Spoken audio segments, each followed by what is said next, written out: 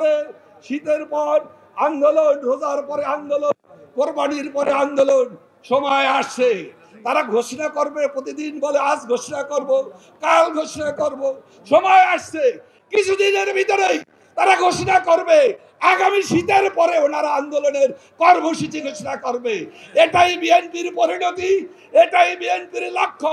তারা বাংলাদেশের গণতন্ত্র চায় না, মানুষের মুক্তি চায় না, মানুষের কল্যাণ চায় না। তারা ধ্বংসবাস, লুটেরা, ধ্বংসাত্মক শক্তি, অপশক্তি।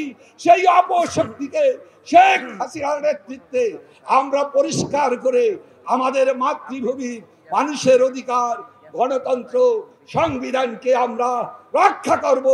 এই হোক আমাদের প্রত্যয়। জয় বাংলা, জয় বঙ্গবন্ধু। আমাদের আদর্শ জাতির পিতার অসাম্প্রদায়িক বাংলাদেশ।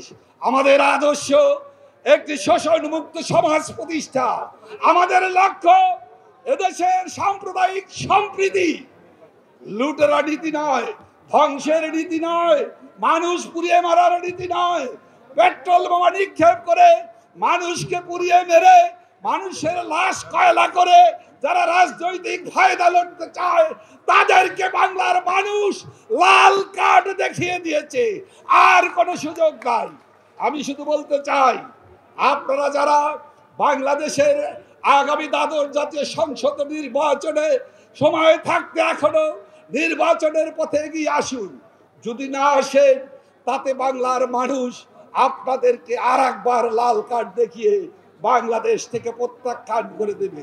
কারণ বাংলাদেশের সংবিধান অনুযায়ী নির্বাচন হবে, আমরা নির্বাচনে যাব, বাংলাদেশের মানুষ নির্বাচনে অংশগ্রহণ করবে।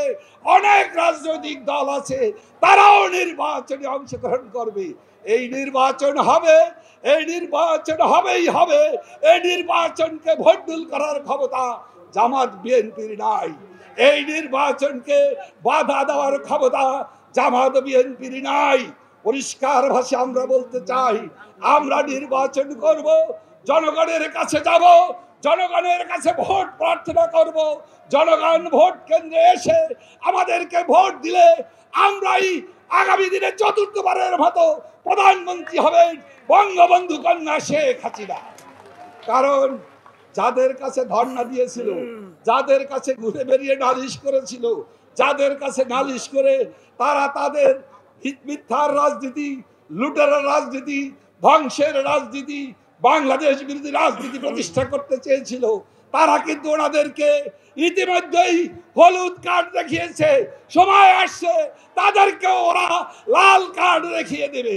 প্রিয় বন্ধুরা, মনে রাখবেন, যারা প্রতিদিন গত 14 বছর যাবত আন্দোলন করে, সংগ্রাম করে, শীতের পর আন্দোলন, রোজার পরে আন্দোলন, কোরবানির পরে আন্দোলন।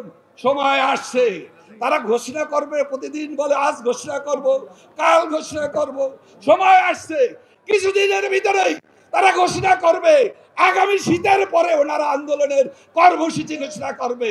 এটাই বিএনপির পরিণতি, এটাই বিএনপির লক্ষ্য। তারা বাংলাদেশের গণতন্ত্র চায় না, মানুষের মুক্তি চায় না, মানুষের কল্যাণ চায় না। তারা ধ্বংসবাস, লুটেরা, ধ্বংসাত্মক শক্তি, অপশক্তি। সেই অপশক্তিকে শেখ হাসিনার নেতৃত্বে আমরা পরিষ্কার করে আমাদের মাতৃভূমির মানুষের অধিকার, গণতন্ত্র, সংবিধানকে আমরা রক্ষা করব। এই হোক আমাদের প্রত্যয়। জয় বাংলা, জয় বঙ্গবন্ধু।